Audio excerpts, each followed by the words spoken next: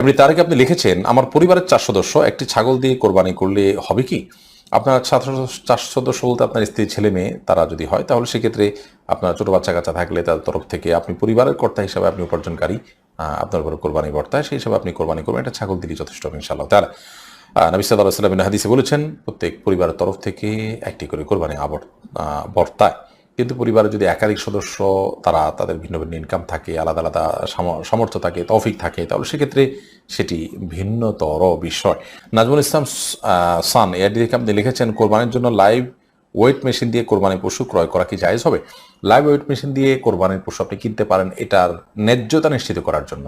গোষ্ঠ তো আমার উদ্দেশ্য না, কিন্তু আমি ন্যায্য মূল্য পাচ্ছি কিনা জাস্ট এটা অনুমান করার জন্য আপনি এটা করলেন, তা হতে পারে।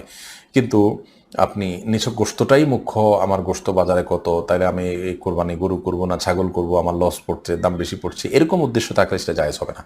জাস্ট আমাকে বিক্রেতা ঠকাচ্ছে কিনা এটি নিশ্চিত হওয়ার জন্য, আমি তো গরু কেনা বেচাতে অভ্যস্ত না, এই জন্য লাইভ ওজন থেকে আমি একটা আইডিয়া করার চেষ্টা করলাম, জাস্ট ন্যায্যতার জন্য। উদ্দেশ্য যদি সেটি হয়, জায়েজ আছে। এরপরে মঞ্জুর হাসান আপনি লিখেছেন, মৃতের পক্ষ থেকে কোরবানি করা যাবে এবং সেই গোশত কি নিজেরা খেতে পারবে? মৃত ব্যক্তির তরফ থেকে যদি আপনি নিজের তরফ থেকে কোরবানি করেন, আপনি করতে পারেন এবং সেই গোশত আপনি খেতে পারেন। নবী করিম সাল্লাল্লাহু আলাইহি সাল্লাম সাহাবী আলী রাদিয়াল্লাহু তাআলা আনহু তিনি কোরবানি করেছেন। যদিও সৌদি আরবের উলামা ইকরাম তারা অনেকেই বলেন যে মৃত ব্যক্তির জন্য কোরবানি হবে জীবিত ব্যক্তির সাথে মিশিয়ে। ধরুন আমি বললাম, আল্লাহ এটা আমার তরফ থেকে এবং আমার মৃত বাবার তরফ থেকে, তো নিজের সাথে মৃত বাবা মা, মৃত যে কোনো মানুষকে যোগ করে তারপর কোরবানি করা যাবে। নবী করিম সাল্লাল্লাহু আলাইহি সাল্লাম তার নিজের কোরবানি করেছেন এবং তার পূর্বপুরুষ ইব্রাহিম আলাইহিস সালাম তার তরফ থেকেও কোরবানি করেছেন। তো দুটি মত আছে, যদিও সাহাবা ইকরামের আমল দ্বারা বোঝা যায় যে মৃত ব্যক্তির তরফ থেকে কোরবানি করা যায়। অতএব মৃত ব্যক্তির তরফ থেকে কোরবানি করতে পারেন, সে গোশত আপনি নিজে খেতে পারবেন। তবে মৃত ব্যক্তির তরফ থেকে কোরবানির ব্যাপারে যদি মানত থাকে অথবা ওসিয়ত থাকে, তাহলে সেক্ষেত্রে সেই গোশত আপনাকে বন্টন করে দিতে হবে, এটা আপনি খেতে পারবেন না। শহীদুল আপনি লিখেছেন, শরীকদের কারো পুরো বা অধিকাংশ উপার্জন হারাম হলে কি সবার কোরবানি বাতিল হয়ে যাবে? হানাফি মাযহাবের উলামা ইকরাম এর দৃষ্টিভঙ্গি হলো সবার কোরবানি বাতিল হয়ে যাবে যদি এখানে একটা এহরাকে দম হচ্ছে, একটা পশু জবে হচ্ছে, অথবা একটা পশু জবের আংশিক নিয়ত খারাপ হলে পুরোটাই সেটার আওতাভুক্ত হয়ে যায়। যদিও সৌদি আরবের স্কলার উলামা ইকরাম তারা এক্ষেত্রে ভিন্ন মত পোষণ করেন, তারা বলেন যে না, আল্লাহ বলেছেন ওয়াল্লা তাজরু ওয়াজরাতান উজরা উখরা, একজনের পাপের বোঝা আরেকজন বহন করবে না। যিনি হারাম উপার্জন করছেন তিনি তার পাপ বোঝা বহন করবেন, আরেকজন তিনি হারাম উপার্জন করছেন না, তার হালাল থেকে করেছেন, তিনি কেন এর দায় বহন করতে চাবেন? অতএব তাদের মত হলো যে যার উপার্জন হালাল তারটা হয়ে যাবে, যারটা হারাম তারটা হবে না। মুশফিকুর রহমান লিখেছেন, কোরবানির গোশত বন্টনের উত্তম পদ্ধতি কি? গোশত 3 ভাগ করা কি আবশ্যক? কোরবানির গোশত 3 ভাগ করতে হবে কিনা, এর উত্তর হলো 3 ভাগ করাটা প্রথমত আবশ্যক নয়, তবে উত্তম, ভালো। আল্লাহ রাব্বুল আলামিন কোরআনে কারিমে বলেছেন, ফাকুলু মিনহা ওয়া আত'ইমুল কানিআ ওয়াল মু'তারা। অন্য আয়াতে আল্লাহ বলেছেন, ফাকুলু মিনহা ওয়া আত'ইমুল বাঈসাল ফাকির।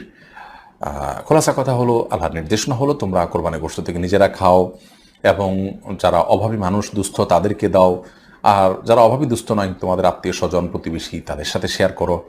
অর্থাৎ এই 3 ভাগে ভাগ করে আপনি কোরবানির গোশত দিলে বা ব্যয় করলে, খরচ করলে সেটা উত্তম। কিন্তু 3 ভাগ সমান হারে করতে হবে, বেশি দিক করা যাবে ব্যাপারটা এরকম না।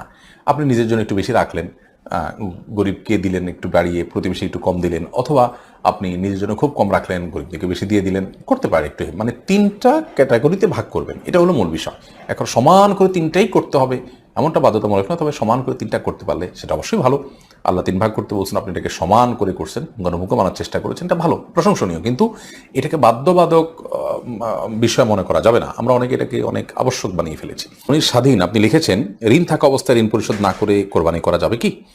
ঋণ থাকা অবস্থায় ঋণ পরিশোধ না করে আপনি কোরবানি করতে পারেন কিনা, এর উত্তর হলো যে আপনার ঋণ দেখতে হবে কি ধরনের। আপনার ঋণটা যদি এরকম হয় যে আপনার প্রাপকের সাথে আপনার একটা চুক্তি আছে, একটা বোঝাপড়া আছে, আপনি তাকে কিস্তিতে আপনার ঋণ পরিশোধ করছেন বা একটা সময় নিয়েছেন, সেই সময় আপনি পরিশোধ করবেন, এরকম সিচুয়েশন থাকলে আপনি ঋণ দিচ্ছেন, আবার আপনি কোরবানি দিচ্ছেন, আবার ঋণ পরিশোধের মতো ব্যবস্থাপনা আপনার আছে, সেদিকে আপনি ধাপে ধাপে আগাচ্ছেন, তাহলে কোনো অসুবিধা নেই।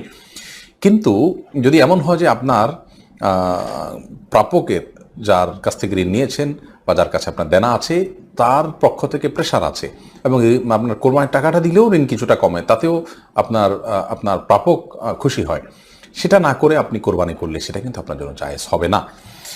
কারণ আপনি যদি ঋণগ্রস্ত থাকেন এবং ঋণ দেওয়ার মতো কোনো টাকা না থাকে, তাহলে সেক্ষেত্রে কোরবানি নয়, আপনার জন্য ঋণ দেওয়ার গুরুত্ব অনেক বেশি। আর যেমনটা আগে বলেছি, ঋণ দেওয়ার বিষয়টি যদি একটা সিস্টেমের মধ্যে থাকে, একটা কমিটমেন্টের মধ্যে থাকে, ধরুন 1 বছর সময় নিয়েছেন, সে 1 বছর পর আপনি দিবেন ব্যবস্থা আছে, এখন আপনি কোরবানি করছেন, কোনো অসুবিধা নেই, এটি আপনি করতেই পারেন।